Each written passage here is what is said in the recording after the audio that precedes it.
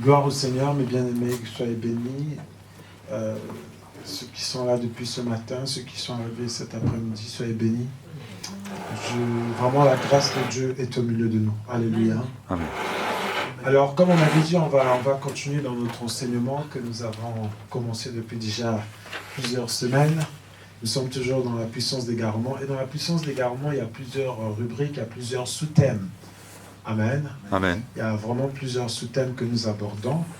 Et nous allons les aborder au fur et à mesure que Dieu fait grâce. Alors, dimanche dernier, donc, nous avons commencé notre lecture dans le livre de Jude et après nous sommes allés dans le livre d'Apocalypse au chapitre 17. Nous allons repartir dans Apocalypse chapitre 17. Nous avons lu quelque chose de merveilleux, quelque chose de fort, quelque chose de puissant. La Bible dit ceci.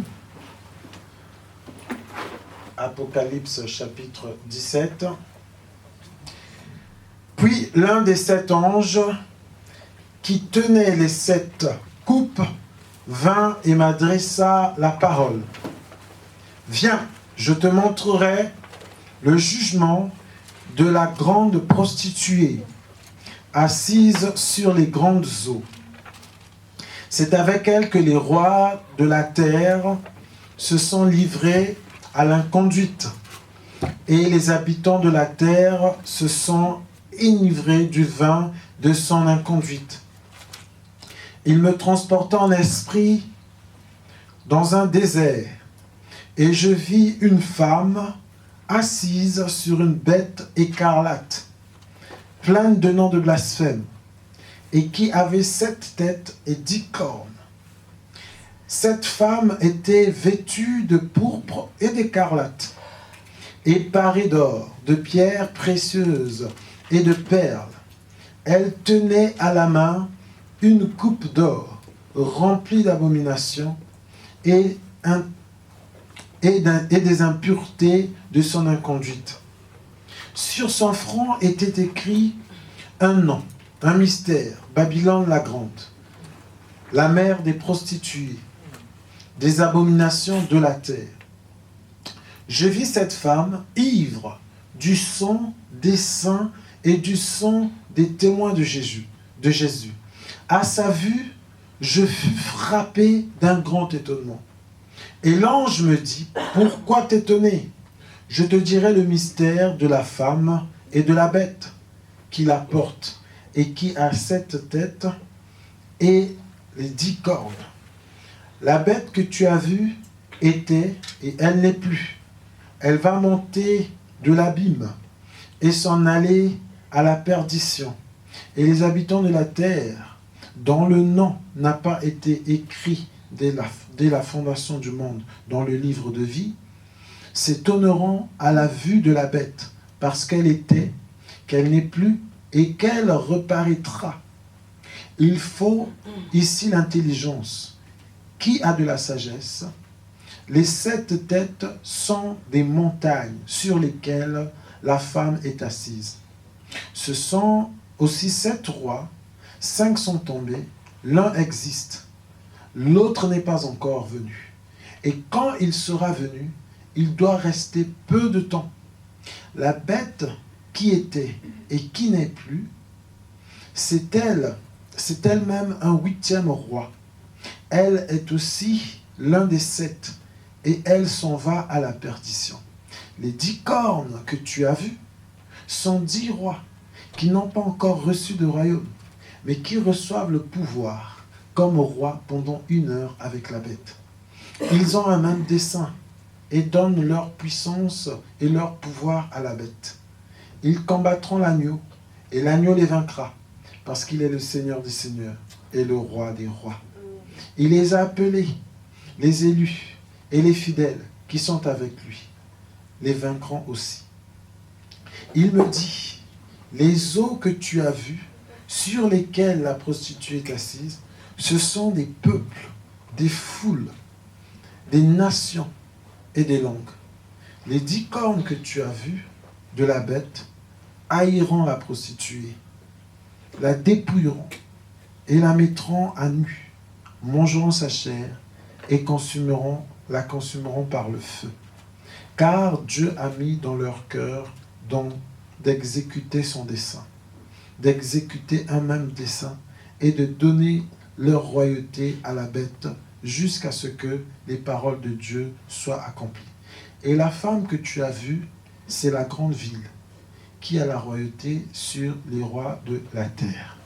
Et lorsque nous avons lu ce passage la fois dernière, nous avons développé déjà beaucoup de choses. Nous allons revenir sur certaines, mais d'autres non, parce que par la grâce de Dieu, nous avons maintenant les supports vidéo, donc vous pouvez vous connecter sur la chaîne CEP-TV pour suivre les vidéos. Je crois que vous avez maintenant les liens et vous savez maintenant comment faire pour consulter les vidéos.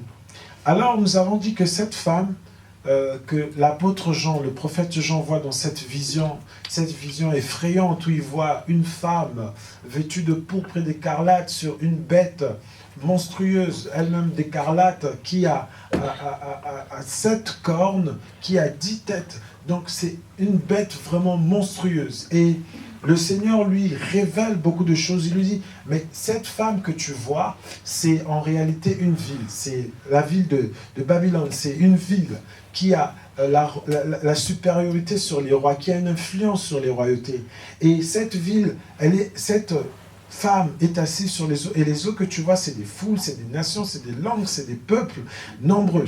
Elle est assise sur ces villes. Et nous avons vu ensemble, mes bien-aimés, que la ville, une ville emblématique, symbolique, qui a eu de l'autorité sur beaucoup de rois, c'est la ville de Rome. Et cette ville de Rome, elle est bâtie autour de 7 collines. Et nous avons lu les collines la dernière fois. Et on appelle même cette ville Urbi Septicoli. En latin, donc la ville à 7 collines.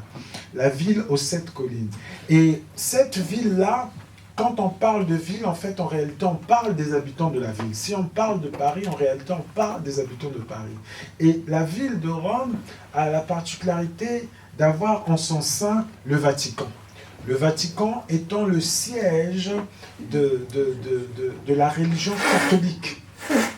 Et mes bien-aimés, dans la religion catholique, nous savons que la religion catholique est incarnée ou représentée par le pape. Et nous avons vu la fois dernière que déjà dans le tiare, c'est-à-dire le chapeau à 3 dimensions que le pape met sur sa tête dans les grandes cérémonies, le tiare, il y a cette inscription Vicarius Filidei. Vicarius Filidei qui veut dire simplement le vicaire du Fils de Dieu.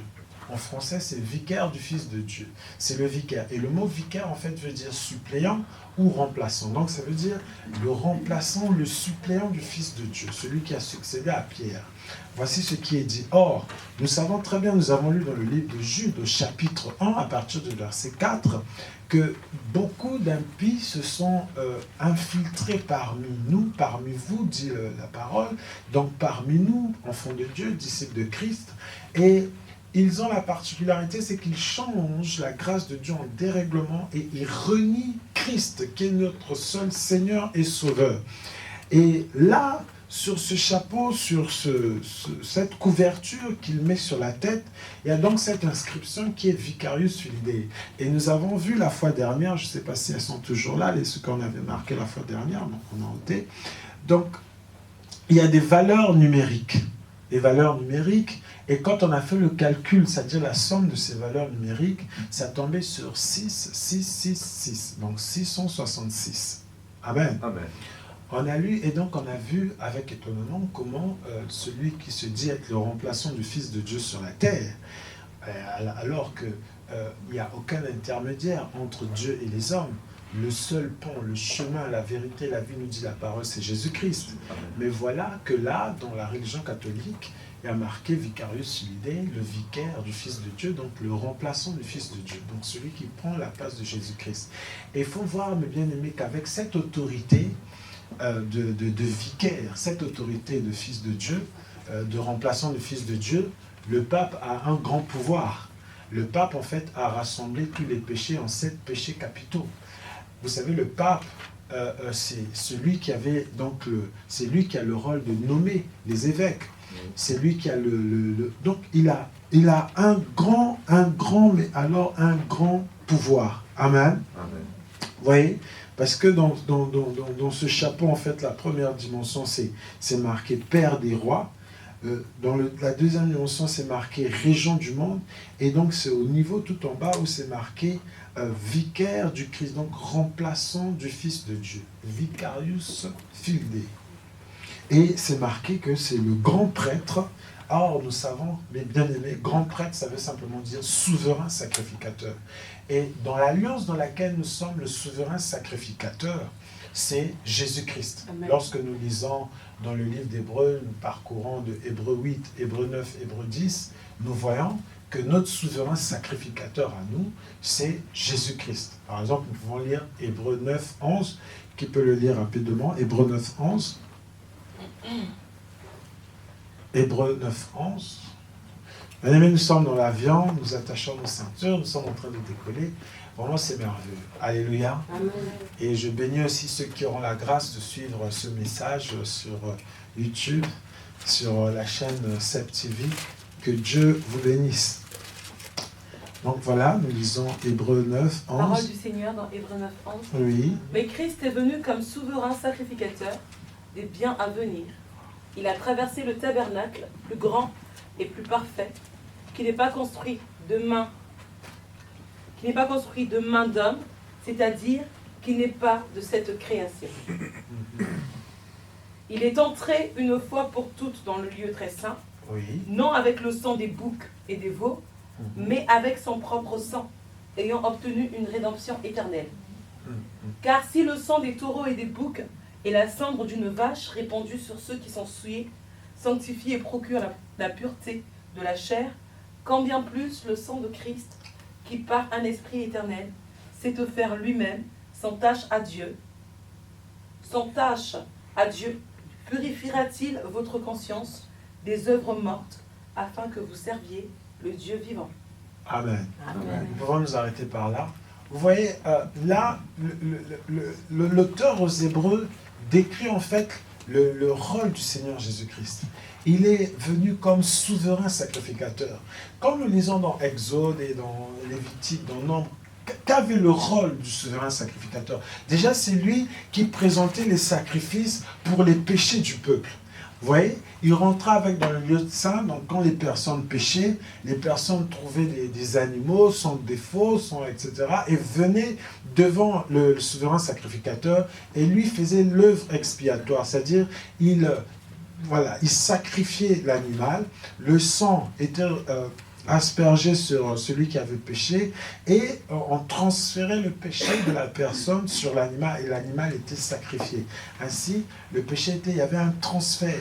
Et là, la Bible nous dit dans le livre des Hébreux que il est venu comme souverain sacrificateur pour les choses à venir, pour quelque chose de plus grand que le premier sacerdoce. Parce que dans le sacerdoce lévitique, selon l'ordre d'Aaron, c'était Aaron le souverain sacrificateur.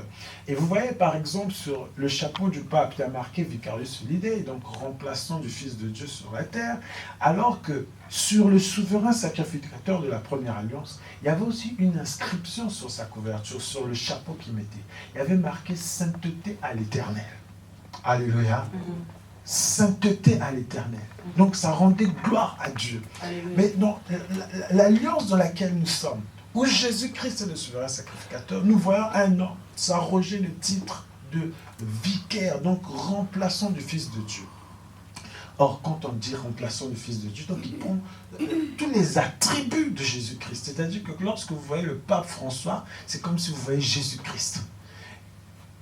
Capable de pardonner les péchés, capable de faire tout ce que... Donc, vous voyez, il a pris... Et nous allons voir pourquoi j'insiste sur la religion catholique. Parce que nous allons voir. Nous disons que cette femme, c'est la mère des prostituées. Alléluia. C'est la mère. C'est la mère des prostituées. Mais la mère a des filles.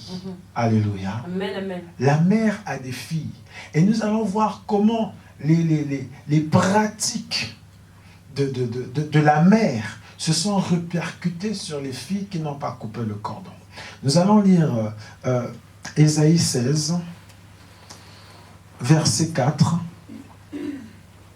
Ésaïe 16, verset 4. Ésaïe 16, verset 4.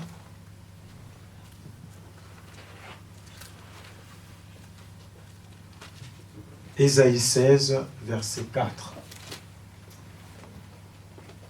Ésaïe 16, verset 4. Parole du Seigneur. Oui. Laisse séjourner chez toi les exilés de Moab, sois pour eux un refuge contre le dévastateur, car l'oppression cessera, la dévastation finira. Celui qui foule le pays disparaîtra. Ésaïe 16, verset 4. Ésaïe chapitre 16, Oui. verset 4. Oui.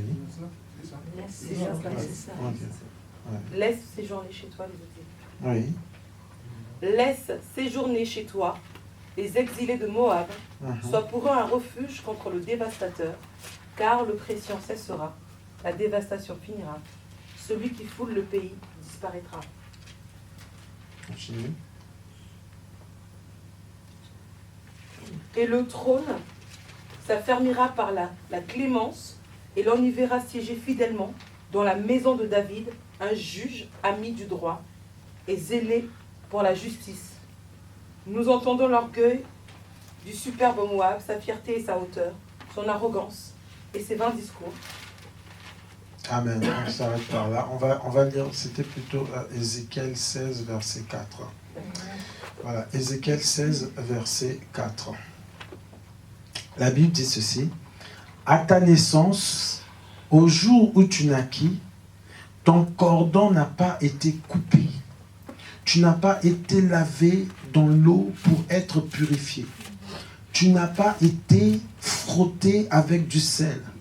Tu n'as pas été enveloppé dans les langes. Alléluia. Au jour où tu naquis, le cordon n'a pas été coupé. Alléluia. Bien aimé, là nous avons dans Apocalypse 17 la mère des prostituées. La mère des prostituées qui a engendré des filles. La Bible dit dans Ézéchiel 16, 44, on appliquera sur toi ce proverbe qu'on dit dans le monde, telle mère, telle fille. Alléluia. Quand nous voyons dans l'église catholique, vous savez, à l'époque, moi aujourd'hui, il y avait ce qu'on appelle les indulgences.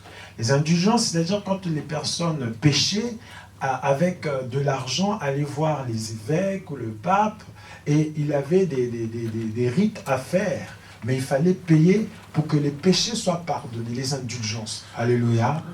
Et nous voyons aujourd'hui cette pratique aussi est rentrée dans l'église, sous une autre forme, c'est-à-dire l'église authentique. C'est là où vous voyez que tout se monnaie, les prophéties. Tu as un problème, donc tu paies comme les indulgences, pour que l'homme de Dieu prie pour toi et pour que tu reçoives la grâce et la bénédiction. Alléluia. Vous voyez, tout ce que la mère a fait, les filles qui n'ont pas coupé le cordon reprennent, reproduisent les mêmes choses que la grande prostituée, c'est-à-dire l'idolâtrie, le culte marial. Alléluia. Ça peut se répercuter dans nos assemblées par le culte de la personnalité. Voyez-vous? Alléluia. Pourquoi? Parce qu'il y a la mère des prostituées et qui a des filles. Et ces filles qui n'ont pas coupé le cordon, on applique sur elles donc ce proverbe qui dit telle mère, telle fille. Comme c'est marqué dans Ézéchiel 16, verset 44. Nous allons le lire. Alléluia. Pourquoi nous parlons de filles? Bien aimé, il faut savoir que lorsque l'église primitive a commencé, quand il y a eu vraiment une grande évangélisation, l'église a pris de l'ampleur, l'église a surmonté les persécutions, quand les chrétiens étaient jetés dans les arènes et dévorés par des animaux féroces. Quand ils ont résisté tout cela, il y a eu après, donc dans l'Empire romain, il y a eu des rois qui se sont finalement convertis, qui ont accepté, on va dire, le Seigneur, mais qui ont apporté avec eux des traditions, qui ont apporté avec eux leurs rites. Et comme c'était la période aussi de conquête, de conversion, on va dire, forcée, pour convaincre certaines contrées, on prenait avec eux les coutumes les us et coutumes, on prenait tout cela pour faire rentrer, pour adapter cela à la foi chrétienne, et ça engendrait beaucoup de choses. Il faut savoir qu'à ce moment, c'est l'Église romaine, qu'on appelle aujourd'hui le romanisme, qui avait pratiquement le dessus sur l'ensemble de ceux qui déclaraient avoir la foi chrétienne. Bien évidemment, il y a des contrées qui ont été épargnées par rapport à cette influence, mais la majorité a été influencée par l'Église catholique romaine, qu'ils appellent encore la Sainte Mère, l'Église. Il faut savoir que quand on parle de filles, pourquoi on parle de filles? Parce qu'à la mère, on parle de filles, pourquoi? C'est le 31 octobre, plus exactement, le 31 octobre 1500, je crois 47 ou 41, mais je crois que c'est 47, 1517, oui, 1517, le 31 octobre 1517, un moine qu'on appelle Martin Luther, qui était aussi dans le catholicisme, c'est-à-dire qui était dans toutes les pratiques que nous pouvons décrire, le culte marial, tout ceci, tout ce que nous connaissons, l'idolâtrie, etc. Il était dedans. Mais à un moment donné, Dieu s'est comme révélé à lui. Et il s'est révolté contre toutes les pratiques, toutes les doctrines qui n'étaient pas conformes avec la parole de Dieu qu'il lisait. Parce qu'il faut savoir qu'à cette époque, tout ce qu'on appelle les laïcs, c'est-à-dire les fidèles, ceux qui ne sont pas du clergé, c'est-à-dire ceux qui ne sont pas religieux, les responsables, tous ceux qui étaient laïcs n'avaient pas accès à la Bible. À un moment donné, les évêques, tout ça, ils avaient dit, vous ne lisez plus la Bible. D'ailleurs, ne la lisez pas, c'était même interdit. Parce que vous ne la comprendrez pas, nous sommes là pour la comprendre à votre place. Nous allons la lire, la comprendre, et nous allons vous relater ce qui est marqué dedans. Donc vous ne la lisez pas. Donc c'était interdit. Vous voyez? C'était interdit. C'est plusieurs siècles après qu'un Anglais a interprété donc pour la première fois dans une langue vernaculaire, donc une langue qui était pratiquée dans les communautés, pour que ce soit accessible à tous. Il faut savoir que même lui, il a été mis au bûcher, c'est-à-dire on l'a brûlé. Il s'était échappé, mais les gens ont appris que finalement il était mort bien après, il est allé l'exhumer et on l'a consumé quand même pour punir parce qu'il avait fait quelque chose de grave selon eux. Il avait rendu quoi, la Bible accessible au peuple. Vous voyez? Amen. Amen. Et donc c'est en 1517, donc le 31 1517, que Martin Luther va se révolter en lui-même, va être révolutionné. Il va avoir la révélation que tout ce qu'ils sont en train de faire, c'est la déviation, c'est l'égarement, c'est la puissance d'égarement, parce que ce n'était plus conforme à la parole de Dieu. Alors il va faire ce qu'on appelle les 95 thèses de Martin Luther. Il va placarder ça dans les paroisses, les cathédrales, les 95 thèses, où il proteste. Donc dans chaque phrase, il proteste. Et je proteste ceci, je proteste. Voilà pourquoi on l'appelait le protestataire. Et tous ceux qui adhéraient à son discours, on les appelait maintenant les protestants. Alléluia. Amen. Amen. Amen. Alléluia. Amen. Et ce n'est qu'à partir de là que les protestants existaient. Et ce n'est qu'à partir de là, bien après, les réformateurs, les luthériens, tout ce qu'on appelle, parce que ça a créé, ce qu'il avait fait là, ça a créé ce qu'on appelle le schisme. Vous voyez? Donc à partir de là seulement qu'on a commencé, mais l'Église avait déjà commencé bien longtemps. Alléluia. Donc ces pratiques avaient eu le temps de perdurer. Et il faut savoir qu'à cette époque-là, le pape avait autorité aussi sur les rois. C'est lui qui pardonnait les péchés des rois. Alléluia. Vous voyez, il avait pris vraiment une place prépondérante dans l'Église. Et c'est l'Église romaine qui, à ce moment-là, avait plus d'influence. Les autres, les corps, tous les machins, ils étaient dans des retranchés. Mais l'Église qui avait l'influence, c'est la prostituée. Celle qui s'était vraiment prostituée parce qu'elle a fait rentrer au sein de l'Église, au sein de la foi chrétienne, beaucoup de pratiques, de dogmes qui n'avaient rien à voir avec la parole de Dieu. Alléluia. Amen. Ça n'avait rien à voir avec la parole de Dieu. Mais vous allez voir que les filles qui n'ont pas coupé le cordon, à elles s'applique ce proverbe qui dit, nous lisons cela dans Ézéchiel 16, 44, lisons, la Bible dit, voici que tout faiseur de proverbes appliquera ce proverbe, telle mère, telle fille. Alléluia. Voici que tout faiseur de proverbes t'appliqueront ce proverbe, telle mère, telle fille. Donc la mère de la prostituée, là, la mère des prostituées, elle a des filles. Alléluia.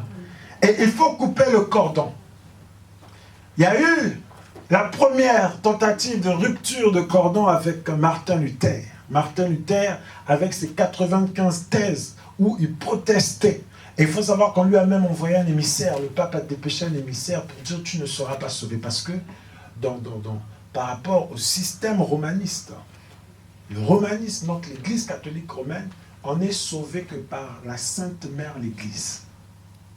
Vous voyez, si tu es excommunié, c'est-à-dire c'est comme si tu vois la perdition. Vous voyez, donc il faut être toujours soumis à la Sainte Mère l'Église. Et on a dit à Martin Luther, mais tu ne seras plus sauvé. Elle dit, crois-tu toujours à la Sainte Mère l'Église? Elle a dit non. Les gens lui ont dit, tu seras plus sauvé. Elle dit faux. Et il a sorti Éphésiens 2. Alléluia. Il est écrit, on est sauvé par la grâce au moyen de la foi. Alléluia. Amen. Alléluia. Amen. Il a dit faux. Et ils ont dit, ah, il est perdu. Il est perdu, ça y est, c'est fini. Alléluia. Amen. Et c'est là où il y a eu le schisme, c'est là où il y a eu les protestataires, c'est là, et c'est à partir de là qu'il y a eu c'est pas les protestants qui se sont appelés protestants, c'est les catholiques qui ont dit, voilà, c'est des protestataires, c'est des protestants. Ils ont protesté contre la Sainte, pas contre Dieu, attention, contre la Sainte Mère, l'Église.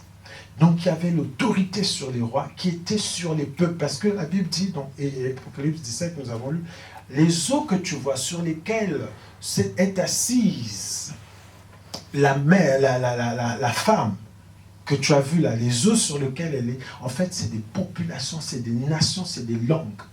Donc c'est des foules. Voilà pourquoi l'Église romaine a pris le dessus sur des continents. Tu arrives en Afrique, c'est l'Église catholique. Tu arrives en Amérique latine, c'est l'Église. Tu arrives en Asie, tu arrives... Voilà, c'est l'Église catholique. Elle est là, elle est assise. En Europe, pareil. Et elle avait l'autorité sur les rois. Alléluia. Et les gens se sont livrés dans son inconduite, avec tous les rites que nous connaissons, avec tous les... Voilà pourquoi l'écuménisme est un piège, parce que c'est une façon... ça montre simplement que le cordon n'était pas coupé, et forcément ce que fait la mère, celles qui n'ont pas coupé le cordon, vont faire exactement la même chose. Parce que vous qui êtes des femmes, vous savez, lorsque l'enfant est relié avec le cordon, entre la mère et l'enfant, il y a le cordon. Tout ce que la mère mange, l'enfant mange. Tout ce que la mère boit, l'enfant boit. Alléluia. Amen. Le cordon n'est pas coupé. Et c'est pour cela que vous voyez que aujourd'hui, ceux qui n'ont pas réellement coupé le cordon avec toutes les doctrines de la mère des prostituées, ils reproduisent maintenant les mêmes erreurs. Alléluia. Ça a commencé par des vêtements, c'est-à-dire, vous voyez, les papes, les évêques, les cardinaux, ils ont des crucifixes. Vous voyez maintenant des pasteurs qui avant n'avaient pas des crucifixes, maintenant mettent des crucifixes. Qui avant ne mettaient pas des soutanes, maintenant mettent des soutanes. Qui avant ne mettaient pas ce qu'on appelle la mitre, donc le chapeau réservé au Monseigneur, etc. Ils commencent aussi à mettre cela. Ils ne mettent pas encore le tiare, parce que c'est réservé au pape, mais ils se permettent déjà de mettre la mitre. Donc ce chapeau en forme de queue de poisson, qui en fait est le symbole de Tectéus, donc le code que les chrétiens à l'époque où ils étaient traqués, s'étaient donné comme mot de passe. Alléluia. Amen. Amen. Vous voyez? Donc il y a des choses, mes bien-aimés, que nous devons savoir identifier pour ne pas être dans l'égarement.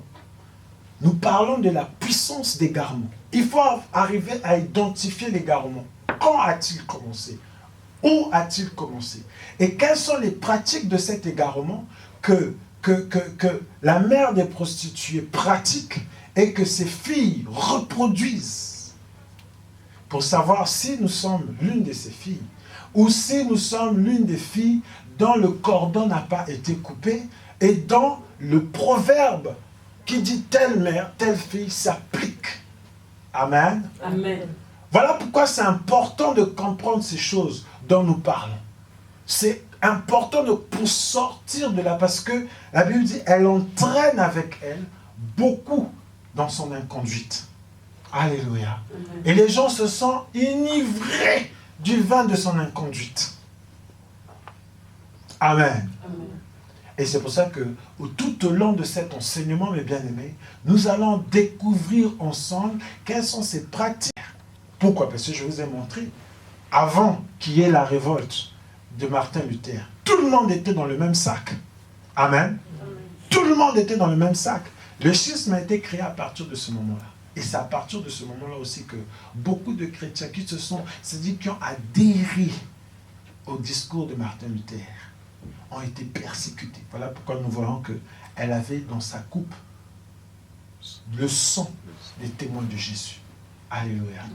Elle avait dans sa coupe le sang. Il faut savoir que même en France, vous voyez pourquoi aujourd'hui, même en France, les gens sont très incrédules. Parce que les chrétiens dans ce pays ont payé un lourd tribut. Vous voyez la scène, par exemple, que vous voyez là. Il y a une époque, c'était rouge du sang des personnes qui ont été sacrifiées. Quand on parle de l'édit de Nantes, il y a eu des massacres. Quand on parle des Huguenots, il y a eu des gens qui ont quitté la France, qui ont fui en Suisse, qui ont quitté la France, qui ont fui au Canada.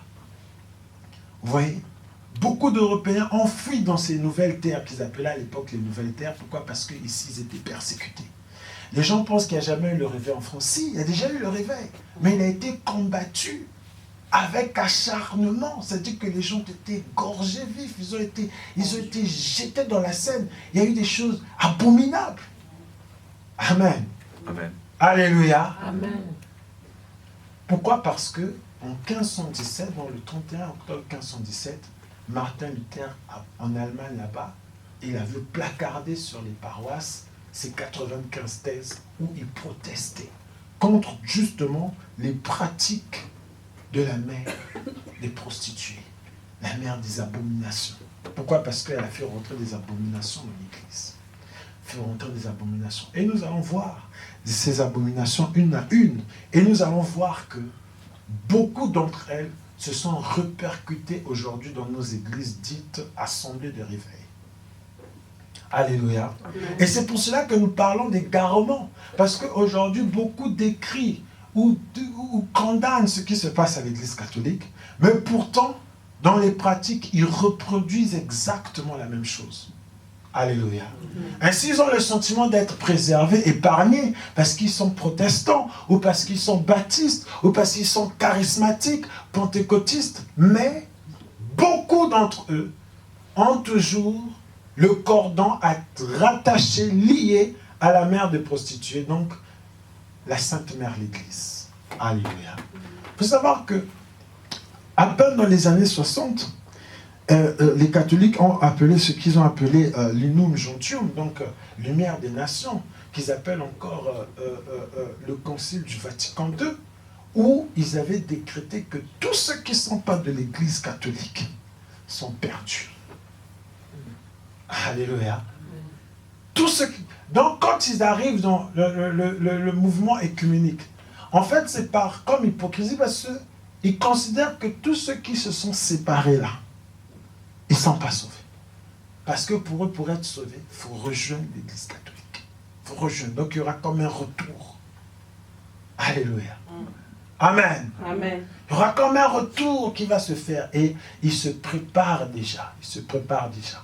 Moi j'ai vu sur Internet comment le pape François, nouvellement nommé, élu, était rentré en contact avec les pasteurs les plus reconnus des États-Unis, parce qu'eux, ils estiment que le mouvement évangélique a plus d'ampleur là-bas. Donc, ils commencent déjà à faire des collaborations avec ces pasteurs pour que tout le monde soit rassemblé. C'est-à-dire que les filles retournent à leur mère. Alléluia.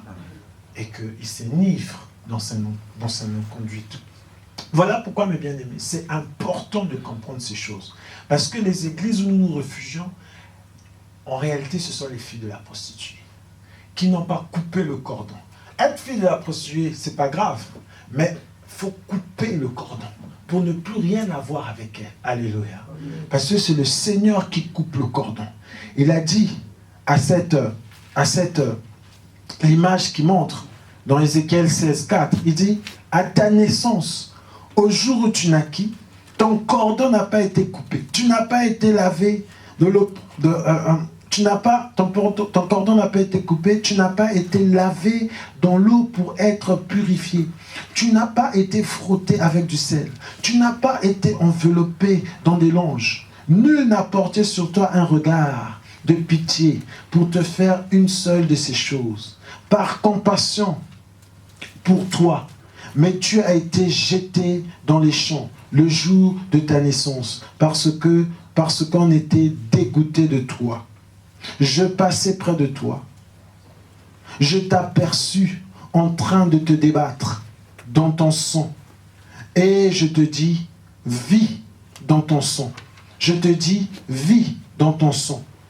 Je t'ai multiplié par 10 000. Ainsi de suite. Là, le Seigneur montre qu'il trouve. Parce que là, c'est une image qui donne sur le peuple d'Israël. Alléluia. C'est une image qui donne sur le peuple d'Israël pour montrer que, mais je t'ai pris de rien. Je t'ai pris de la boue. Donc, le seul à pouvoir couper le cordon, le seul à pouvoir prendre soin de toi lorsque tu es sorti de la mer des prostituées, le seul à te nettoyer, à te purifier et à t'instruire exactement sur la conformité de la parole de Dieu, c'est le Seigneur Jésus-Christ. Alléluia. C'est Dieu, c'est la véritable parole. Amen. Amen. La seule façon de couper le cordon, c'est le retour à la parole authentique. Alléluia. Amen. Pour ne plus rien avoir avec la mère des prostituées, Babylone la Grande, celle qui a des noms de blasphème. Alléluia. Et revenir exactement dans la parole de Dieu. Amen. Je suis en train de vous donner des bribes d'informations. Comme vous voyez, Vicarius Filii, vicaire du Fils de Dieu. Parce que ça, Phili en fait, c'est fils. Vous avez compris. Phili, c'est fils. D, c'est Dieu. Et Vicarius, c'est vicaire. Et comme nous avons donné des valeurs numériques la fois dernière, nous avons dit quoi? V donne 5, I donne 1, C donne 100, A une valeur nulle, R une valeur nulle, I donne 1, V donne 5, S une valeur nulle, et on voit là, ça donne 112. Et là, quand on vient ici, on voit que I1, parce que F une valeur nulle, L 50, I1, ça fait 53, et D 500, E valeur nulle, I1 501, et quand on fait l'ensemble de 112 plus 53, 501, ça fait 666. Voilà, c'est le chiffre de la bête. Alléluia. C'est un chiffre d'homme, la Bible dit, et il faut avoir l'intelligence pour calculer ce chiffre. Alléluia. Amen. Des fois, nous pensons qu'il est forcément sur des gens, comme les gens du monde ont l'habitude de dessiner le diable avec des cornes de bouc, etc., qu'ils appellent Baphomet. Mais nous voyons que là, même sur le diable, le chapeau de sa sainteté, le pape, le pontife, donc celui qui fait le pont entre Dieu et les hommes, je vous ai dit, c'est-à-dire que quand vous voyez tous les titres que le pape a, c'est comme des noms de blasphème. C'est des noms qu'il ne devait pas prendre. Le pontife, en fait, ça veut dire celui qui fait le pont entre Dieu et les hommes. Or, mes bien-aimés, quand nous voyons l'évangile de Jean, il nous dit quoi? Il n'y a aucun autre moyen pour un homme d'aller vers le Père. Parce que Jésus est le seul chemin. Nul ne va au Père que par moi. Je suis le chemin, la vérité et la vie. Amen. Alléluia. Amen. Amen. Mais nous voyons le pape, regardez ça. Le pontife, sa sainteté, le pape. Le souverain pontife. Le souverain pontife. Amen. Le souverain pontife. Voilà pourquoi, frère, l'écuménisme, c'est un piège, c'est un danger. C'est l'erreur. C'est l'énergie de l'erreur, il ne faut pas se lancer dedans. Alléluia. Amen. Il ne faut pas, c'est un piège. Amen. Amen. Je vous assure, c'est un piège. Souverain pontife, donc celui qui fait le pont entre Dieu et les hommes. Dites-moi, qui est l'intermédiaire entre Dieu et les hommes? Jésus. Alléluia. Amen. Parce que s'il faut considérer que c'est un pape, ça veut dire à chaque fois que ce pape-là meurt, on change de pont, on change de pont, on change de pont. Alléluia. Or, on n'a qu'un seul pont. On a un seul chemin. Jésus. Alléluia. Amen. Dieu lui-même, Dieu. Amen. Alléluia. Amen. Il a bien dit, nul ne va au Père que par moi. Les gens pensent que Jésus, c'est seulement Jésus qui est né, on va dire en l'an 0. Non. Jésus a toujours été, la Bible dit, avant la fondation du monde, il était déjà là. Alléluia. La Bible dit que tout a été créé par lui, pour lui et en lui. Tout a été créé par lui. Dans le désert, avec les Moïse, le peuple, il était là. L'apôtre Paul nous révèle que même, vous ne savez pas que le rocher qui était là, qui faisait sortir, c'était Jésus. Alléluia. Amen. Dans Hébreu, la Bible dit que par la foi, Moïse a refusé sa position de fils de la reine, de fils de la princesse, pour la gloire de Jésus. Je dis, oh, mais lui, il ne connaissait pas encore Jésus. Si, il connaissait Jésus. Alléluia. Amen. Amen. Vous voyez? Puisque lui-même, il a dit dans Jean 8, mais vous ne saviez pas que Abraham fut dans la joie lorsqu'il a vu mon jour? Je dis, oh, tu te fous? Tu n'as même pas 40 ans et tu dis qu'Abraham t'a vu? Mais comment ça? Il dit, mais oui, en réalité, avant qu'Abraham ne fût, je suis. Ça les a scandalisés parce qu'ils ont compris ce qu'il voulait dire. Yes. Dis, amen. Donc toi, tu es Dieu. Tu es intemporel. Tu n'es pas dans le temps. Tu es hors du temps. Donc tu es éternel. Donc tu es l'éternel. Ah, ils ont pris les pierres. Parce qu'eux, ils comprenaient le langage de Jésus. Yes. Alléluia. Il n'a pas dit en réalité avant qu'Abraham fût, je fus. Il a dit en réalité avant qu'Abraham fût, je suis. Yes. Il parle de lui au présent. C'est-à-dire que lui, il ne s'éteint pas, il ne passe pas. Oh, yes. Alléluia. Alléluia. Parce que la syntaxe, dans la, dans la grammaire, tu ne peux pas dire avant que Sébastien fût, je suis. C'est faux. Alléluia. Si tu prends cette phrase-là, qui est dans le texte de Jean 8, tu l'emmènes chez les élèves de CM2. Allez, analyse logique. Analysez-moi cette phrase. Voilà, il y a une erreur. Alléluia. Il y a une erreur. On ne peut pas dire avant qu'Abraham fût, je suis. Non, il y a une erreur. Alléluia. Mais quand tu l'emmènes dans la spiritualité, il n'y a pas d'erreur. Amen. Avant qu'Abraham fût, je suis. Et Moïse, avant d'aller libérer le peuple de Dieu, va poser la question à Dieu. Mais là où je vais, là, je connais ce peuple-là. Parce que j'étais d'abord avec eux, j'ai dû fuir. Mais qu'est-ce que j'irai dire? Vas-y, va leur dire, je suis m'envoyé. Je suis. Pourquoi? Parce que je suis, c'est aussi un des attributs de Dieu, un nom de Dieu. Alléluia. Amen. Il dit, je suis. Or, tous ceux qui sont assis sur la chair de Moïse, parce que pour les Juifs, le plus grand prophète, c'est Moïse. Alléluia. Parce qu'il leur a dit, mais vous, quand vous lisez Nombre 12, il dit, mais vous ne faites pas attention. Il y aura une époque, vous aurez des prophètes. Et eux, je leur parlerai par des songes, par des énigmes. Mais à Moïse, je parle comme un homme parle avec son ami. Donc, pour montrer l'intimité qu'il a avec son serviteur. Et vous osez critiquer quelqu'un de comme ça. Il a frappé de lèpre Myriam. Amen. Il a frappé beaucoup. Et parce que pour les Juifs, donc Moïse, c'est le plus grand prophète. C'est Moïse. Alléluia. Quand vous allez chez eux, ils ne vont pas vous parler de Jésus. C'est Moïse. Parce que c'est Moïse qui les a sortis de là. Donc Moïse est grand. Mais Moïse, il va poser la question à Dieu, mais qui m'envoie? Parce qu'ils vont me poser la question, parce qu'ils ne vont pas s'aventurer à me suivre comme ça. Ils ne vont pas, non, ils ne vont pas, non. Je suis venu pour... Parce que les gens étaient maintenant incrédules, 400 ans d'esclavage, que quelqu'un se présente et dit non, c'est moi, je suis... C'est un risque. Si tu rates ta mission, mais nous qui te suivons, égorgés, mais attends, c'est un risque. Et lui savait que les gens seraient incrédules. Il dit, mais non, il faut des garanties. Donc la garantie du bâton, et la garantie dans le bâton, c'était le pouvoir. Mais le message, il faut un message. Qui m'envoie? Amen. Amen. Alléluia. Qui m'envoie? Il dit, va leur dire, je suis. Donc je suis est resté dans le peuple hébreu. Alléluia. Le peuple d'Israël, c'est resté. Notre Dieu, c'est l'Éternel. Je suis. Et Jésus va dire, avant qu'Abraham fût, je suis. Et il sera. Le Dieu de Moïse, qui nous a libérés dessus. Abomination, scandale. Il faut lapider un tel homme. Alléluia. Donc, quand un homme, peut-être par ignorance, ou même consciemment, prend la place de Jésus, en fait, il se dit Dieu. Alléluia. Amen. Et quand je vous dis, mes bien-aimés, que la mère des prostituées et ses filles n'ont pas coupé le cordon et que ça se répercute dans nos églises dites de réveil, vous allez voir que le rôle que s'attribue le pape dans l'église catholique, c'est aujourd'hui transcrit dans nos églises par un enseignement impur, l'égarement. Alléluia. Où l'homme devient Dieu. Brèche. Pas un petit Dieu, mais l'homme devient Dieu. C'est-à-dire que l'homme n'a plus besoin de Dieu. Alléluia. Je vous donne un exemple. Quand par exemple on te parle de la pensée positive, c'est-à-dire que toi tu confesses juste les choses, donc tu n'as plus besoin même de prier. Tu dis que ceci m'arrive. On te fait comprendre que ben non, Dieu est créateur, toi aussi tu peux créer, donc toi aussi tu deviens Dieu.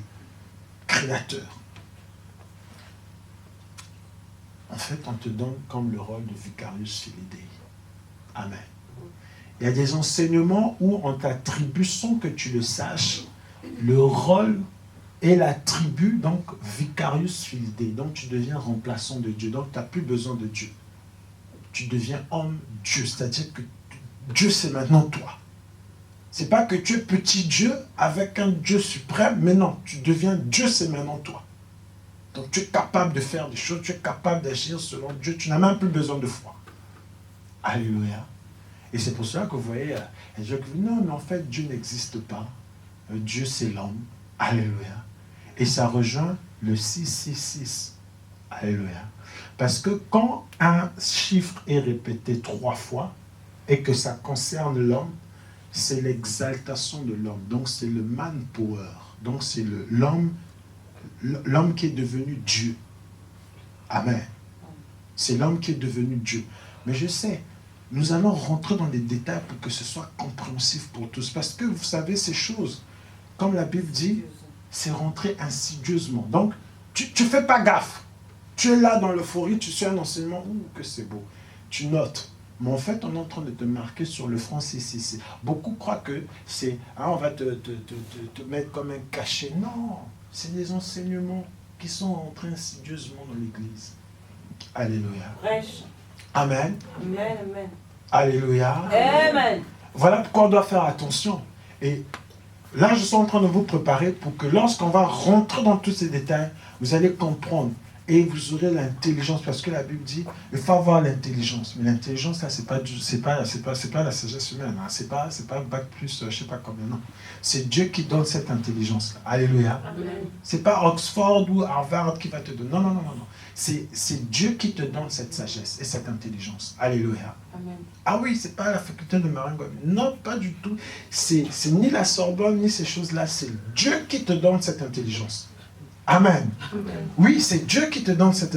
Il dit, il faut avoir l'intelligence. Et l'intelligence, ça, c'est Dieu qui te donne. Alléluia.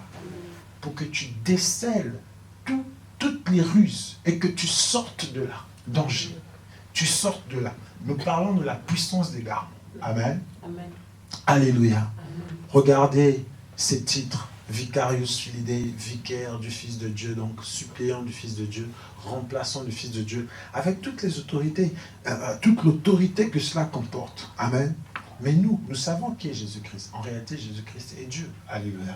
Donc celui qui se dit remplaçant du Fils de Dieu, se dit remplaçant de Dieu sur la terre. Amen. Il devient remplaçant de Dieu sur la terre. Remplaçant de Dieu sur la terre. Mère de prostituée. Donc, c'est là l'abomination. Et c'est là l'énergie de l'erreur. Et c'est là. Et quand vous suivez tout cela, vous rentrez dans l'erreur. C'est important de suivre ces choses parce que quand la Bible dit que la séduction qui viendra séduira s'il était possible les élus, ce n'est pas une séduction qui se détecte à l'œil nu. Non. Alléluia. Sinon, même ceux qui ne sont pas élus s'en rendraient tout de suite compte. Mais là, on voit bien que tous ceux qui sont dans l'étonnement, c'est-à-dire tous ceux qui sont éblouis par ces choses de l'Apocalypse 17, c'est ceux dont le nom, dès le commencement, n'a pas été inscrit dans le livre de vie. C'est-à-dire ceux qui ne sont pas destinés à être sauvés. Alléluia. Amen. Amen. C'est-à-dire, ce n'est pas une séduction ni un égarement que tu peux détecter comme ça à l'œil nu. Non. Il y a ce qu'effectivement nous voyons, hein, des trucs, des invraisemblables, des pratiques où tu te dis, bah, attends, mais ceux qui font ça, ou ceux qui suivent ce genre de personnes sont un peu maboules, quoi. Mais la vraie séduction, elle est pratiquement indétectable à l'œil. Il faut l'intelligence. Et qui vient de Dieu. Voilà pourquoi il dit, c'est l'intelligence. Il faut avoir l'intelligence. Relisons Apocalypse 17. Relisons, s'il vous plaît. Relisons Apocalypse 17. Qu'est-ce qu'il dit?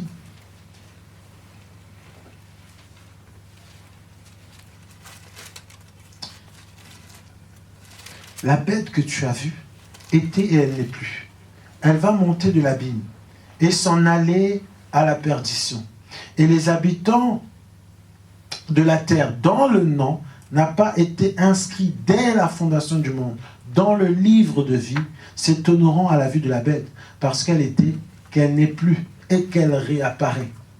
Il faut ici l'intelligence qui a de la sagesse. Alléluia. Donc il faut ici de l'intelligence qui a de la sagesse pour comprendre mais les 7 têtes, les 10 cornes, mais cette femme, mais qui elle est réellement. Et le Seigneur, par la grâce, lui révèle les choses.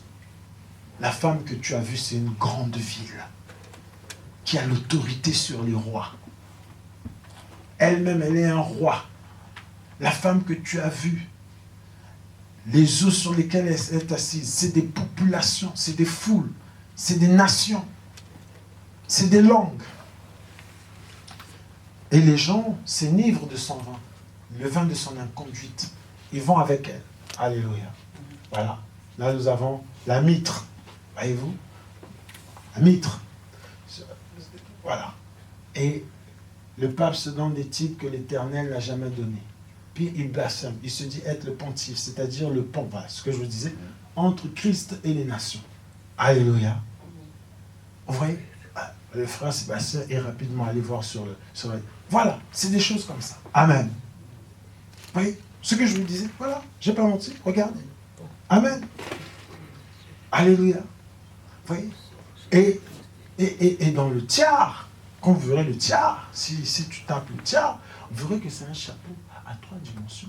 Et vous voyez qu'il y a l'inscription dessus. Ouais, voilà. J'avais même pas prévu une image comme ça. Bon, voilà. Vicarius Filidé. Ça, c'est le tiers. Vous voyez? Ça, c'est Père des rois. Ça, c'est Régent du monde. Et là, c'est Vicarius Filidé. Donc, Père des rois. Elle avait quoi? L'autorité sur les rois. Amen. Elle avait Régent du monde. Vicarius Filidé. Donc, c'est inscrit là. Vicaire du Fils de Dieu. Donc, remplaçant du Fils de Dieu. Mais bien aimé, c'est authentique ce que nous partageons. Ce n'est pas des histoires, ce n'est pas des inventions. Je n'imagine rien. Et pareil, ceux qui... Voilà, ils ont fait le calcul, voilà. Ils tombent sur Vicarius Filidé. Il y a des choses qui se passent, mes bien-aimés, dans ce monde. Et vous voyez, ce qui est dommage, c'est que les pasteurs, qui sont bien évidemment au courant de ces choses, estiment que ça n'a pas d'importance. Que les gens sachent ça ou pas, ça n'a pas d'importance. Les gens, d'ailleurs, ce qu'ils veulent être, c'est béni, c'est être prospère, c'est être dans l'abondance matérielle, c'est être dans toutes ces choses. Et ça, peu importe. Qu'ils ignorent, qu'ils sachent, peu importe. Alléluia. Allez dans les grandes assemblées où il y a 10 000 personnes au culte, ils ne vont pas vous parler de ça. Ils ne vont pas vous parler de ça, ce n'est pas leur intérêt. Parce que, pas dans l'inconscient, je vais dire dans l'inconscient, parce qu'il se dit des choses. Hein, quand vous allez dans les réunions des pasteurs, ils se disent des choses. Ils se disent, vous voyez, ça perd le temps à parler de ça. Les gens trouvent ça abstrait. Et il y en a même, ça leur fait peur. Ils ne viendront plus à l'église, ils auront peur, le monde va leur faire peur. Non. Les gens veulent qu'on leur dise, le monde est beau, amen, le monde est beau. Nous irons tous au paradis, nous irons tous au paradis. Alléluia. Tu as péché, c'est pas grave. Dieu t'aime, allez, viens, voilà, viens, c'est beau, voilà. Tu veux la bénédiction, ça, mais tu auras, voilà, amen, amen. Voilà, les gens veulent que des messages comme ça, des messages d'encouragement, des messages... Mais il y a des choses qui se trament et que les enfants de Dieu devaient être au courant, mais non, il y a comme... Ils ont mis le... C'est-à-dire qu'ils ont ôté l'autorité de la parole de Dieu et ils remettent le voile. Alléluia. Ils empêchent aux gens d'accéder. Alors que le voile là, c'est Jésus-Christ lui-même. Alléluia. Et quand il est monté sur la croix, ce voile a été déchiré. Et normalement, à partir de ce moment, la connaissance doit être accessible aux enfants de Dieu. Voilà pourquoi il a dit, je vous enverrai le Saint-Esprit qui vous enseignera toutes choses. Mais les hommes sont comme venus faire écran au Saint-Esprit pour empêcher à ce que les gens, justement, reçoivent la connaissance de toutes choses. Alléluia. En attirant les gens vers eux et en empêchant les gens, chacun, à s'ouvrir au Saint-Esprit ou à inviter le Saint-Esprit en eux pour être enseignés et instruits sur toutes choses, ou pour avoir la grâce de comprendre la parole du royaume qui sera prêchée. Amen. Amen. Parce que le Saint-Esprit, au travers de Jésus-Christ, enlève le voile, c'est-à-dire te donne la capacité de voir, toi qui ne voyais pas, d'entendre, toi qui n'entendais pas, et de comprendre, toi qui ne comprenais pas. Alléluia. Amen. Donc c'est important, c'est très important. Voilà pourquoi je dis, à partir de maintenant, ne soyez plus distraits, parce que là on rentre petit à petit dans les grandes choses. Alléluia. Amen. Amen. Vous savez ce que je vous prêche là? Il y a des pasteurs qui me disent non, en plus je viens de commencer, ne fais pas ça. Prêche des beaux messages. Pourquoi? Parce que pour les autres, les beaux messages, c'est je vous excite, vous êtes galvanisés, vous êtes émerveillés, vous êtes épatés. Et voilà, non. Or, moi, j'estime, par la grâce de Dieu, et c'est Dieu qui me convainc qu'on fasse comme ça, que chacun de nous doit être alerté sur ces choses. Après, une fois que ça a été dit, libre à toi de faire ce que tu veux de ce que tu auras reçu. Alléluia. Amen. Mais chacun doit être alerté sur ces choses. Chacun doit comprendre ces choses. Amen. Amen. Chacun doit être éveillé sur ces choses. Après, libre à toi. Tu as reçu par la grâce et tu gères comme tu peux. Mais chacun de nous doit être alerté sur ces choses. Amen. Or ça, des fois on veut, non mais c'est que les initiés, hein, voilà, que ça s'arrête au niveau des pasteurs, bon les autres ça fait peur, il faut, où tu trouves, non, alléluia. Moi j'estime que chacun de nous doit comprendre ces choses. Qui est d'accord, qui n'est pas d'accord? Amen. Alléluia. Amen. Est-ce que vous pensez que ça doit être réservé à une élite ou à je ne sais pas? Amen. Non. Tu dois comprendre ces choses. Alléluia. Amen. Parce que longtemps, dans l'église catholique, longtemps, on a empêché aux gens d'être en contact avec la parole de Dieu. C'est pas pour rien qu'on voyait qu'eux, ils ont du mal même à aligner 2-3 versets. Non, c'est parce que la culture, c'était ça. C'était d'empêcher aux gens d'avoir la connaissance. Alléluia. Alors qu'il est écrit dans Josué, ce livre de la loi, ne t'éloigne pas de lui, médite le jour et nuit. Amen. Alléluia. Ainsi, tu réussiras dans tout ce que tu entreprendras. Et nous savons quel effet la parole de Dieu peut avoir dans notre vie. Maintenant, on te prive de cette parole. On te prive de cette connaissance. Tu demeures ignorant. Et la Bible dit dans Osée 4-6, on peut périr faute de connaissance. Puisque tu as rejeté ma connaissance, je te rejetterai de mon sacerdoce. Alléluia. Amen. Donc, c'est important que nous puissions, et vous allez voir qu'au travers de cet enseignement, en tout cas à la fin, il y aura un engouement pour la parole de Dieu. Chacun va aimer la parole de Dieu. Alléluia. Amen. Parce que vous savez, derrière tous les enseignements qu'on reçoit qui nous excitent, ça nous rend lourd quant à la parole de Dieu, mais ça nous, ça nous propulse vers des livres de tout genre. On va lire ça, on va lire ça, on va lire ça. Et le seul livre le plus important qu'on n'ira pas lire, c'est la parole de Dieu. Amen. Vous savez qu'il y a déjà des mouvements ou des communautés où les gens se disent que maintenant la parole de Dieu c'est trop compliqué. Notre prophète a fait des brochures et nous ne lisons que les brochures du prophète. Ainsi nous comprenons ce qui est mystère dans la parole de Dieu. Alléluia. C'est exactement ce que les catholiques ont fait. Ils ont dit non, c'est compliqué pour vous. Nous on va lire à votre place. On va comprendre à votre place et puis on va vous transmettre. Et c'est pour ça que pendant plusieurs siècles même, les messes étaient célébrées en latin.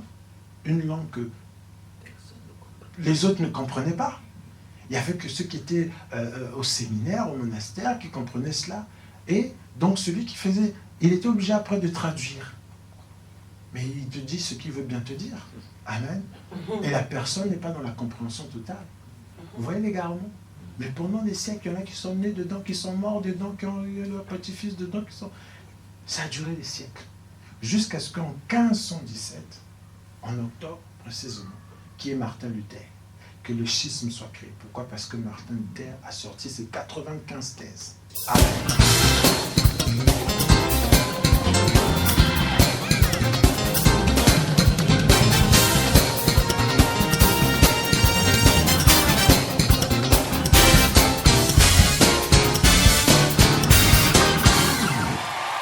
Y'all about ready for this?